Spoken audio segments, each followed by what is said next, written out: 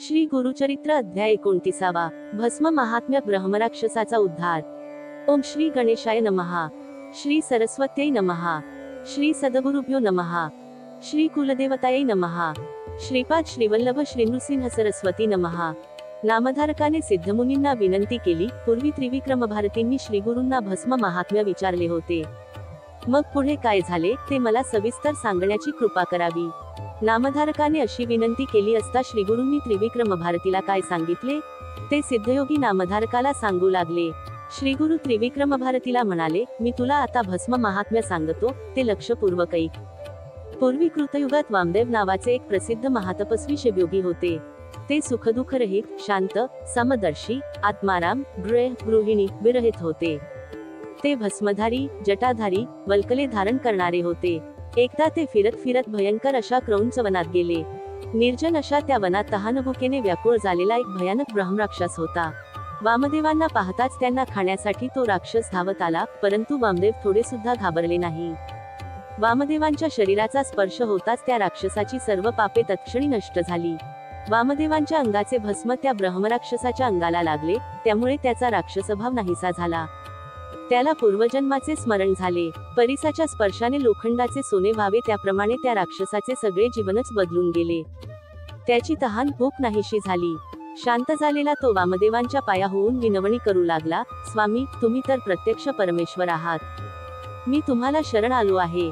माझा उद्धार करा. वामदेवांनी त्याला विचारले, तू कोण आहेस? या अरण्यात का हिंडतोस?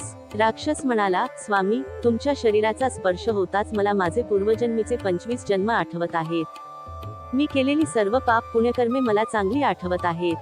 वामदेव म्हणाले, तुला 25 जन्मापूर्वीचे स्मरत असेल तर तू कोणकोणती पापे केलीस होतीस ते सविस्तर सांग. राक्षसाने आपले पूर्वजन्म सांगण्यास सुरुवात केली. राक्षस म्हणाला, 25व्या जन्मापूर्वी मी यवन राजा होतो. मी अत्यंत पापी व स्वैराचारी होतो. मी रोज नवीन स्त्रियांचा उपभोग घेत असे. रोज एकेका स्त्रीचा उपभोग घेऊन तिला सोडून देत होतो व नवीन स्त्रीचा अपहार करीत होतो. मी सधवा, विधवा, कुमारी, रजस्वला अशा सर्व स्त्रियांचा अपहार केला व त्यांच्याशी कुकर्म केले. अशा रीतीने विषयभोग आसक्त झालेल्या, मद्यपान करणाऱ्या मला तरुणपणी क्षयादी अनेक रोग झाले. मंत्र्यांनी व सेवकांनी माझा त्याग केला. शत्रूंनी माझे राज्य हिरावून घेतले. शेवटी माझ्या कुकर्माने मला मृत्यू आला. जो मनुष्य धर्मभ्रष्ट होतो त्याचे आयुष्य नष्ट होते, त्याला अपयश येते. भाग्य क्षीण होते. तो अत्यंत दुर्गतीला जातो. त्याचे पितर सुद्धा स्वर्गभ्रष्ट होतात. मृत्यूनंतर मला यमलोकात नेले. तेथे मला भयंकर अशा नरककुंडात टाकले. हजारो वर्षे मी तेथे होऊन होतो. त्यानंतर जे पाप शिल्लक होते त्याचे फळ म्हणून मला यमाने पिशाच योनीत जन्म दिला. हजारो वर्षे अनेक यातना भोगल्यानंतर मी यमाकडे गेलो. यमाने मला पृथ्वीवर ढकलून दिले. मग मला वाघाचा जन्म मिळाला. दुसऱ्या जन्मी मी अजगर झालो. तिसऱ्या जन्मी लांडगा, चौथ्या जन्मी डुक्कर, 5व्यात सरडा झालो. 6व्या जन्मी कुत्रा, 7व्या जन्मी कोल्हा, 8व्यात गवा, 9व्यात मी वानर झालो. 13व्या जन्मी बगळा झालो. 14व्या जन्मी रानकोंबडा, त्यानंतर गिधाड, मग मांजर, त्यानंतर मी बेडूक झालो. 18व्या जन्मी मी कासव झालो. त्यानंतर मासा, पुढे उंदीर व घुबड झालो. 22व्या जन्मी मी रानहत्ती झालो. त्यानंतर मला उंटाचा जन्म मिळाला. त्यानंतर निषाद व आता राक्षस झालो. तुम्हाला पाहताच मी तुम्हाला ठार मारून खाण्यासाठी धावून आलो. मी तुम्हाला पकडले, पण तुमच्या शरीरावरील भस्माचा स्पर्श झाला आणि मला हे सर्व जन्म आठवले. तुम्ही खरोखरच परमेश्वर आहात. आज तुमच्या दर्शनाने व भस्माच्या स्पर्शाने मला पूर्वजन्माचे ज्ञान झाले. मी आज पावन झालो. या भस्माचे केवढे हे महात्म्य. त्यावर वामदेव म्हणाले, माझ्या भस्माचा स्पर्श होताच हा चमत्कार घडला हे खरे आहे. भगवान शिवशंकर या भस्माचा लेप स्वतःच्या शरीरावर लावतात, एवढा या भस्माचा मान आहे. याचे महात्म्य विशेष ते काय सांगणार, पण याविषयी मी तुला एक कथा सांगतो. त्यावरून या भस्माच्या ठिकाणी केवढे सामर्थ्य आहे याची तुला कल्पना येईल. वामदेव कथा सांगू लागले. पूर्वी द्रविड देशात एक आचारभ्रष्ट ब्राह्मण राहत होता. त्याचे वाईट आचरण पाहून त्याच्या नातलगांनी व मित्रांनी त्याला वाळीत टाकले होते. तो एका हीन जातीतील स्त्रीच्या नादी लागला. त्याने तिच्याशी विवाह केला. तो इतर स्त्रियांशी सुद्धा व्यभिचार करीत असे. तो चोऱ्या करून पोट भरीत असे. तो एकदा चोरी करावयास गेला असता त्याला एका माणसाने ठार मारले व त्याचे प्रेत गावाबाहेर घाणेरड्या उकिरड्यावर टाकून दिले.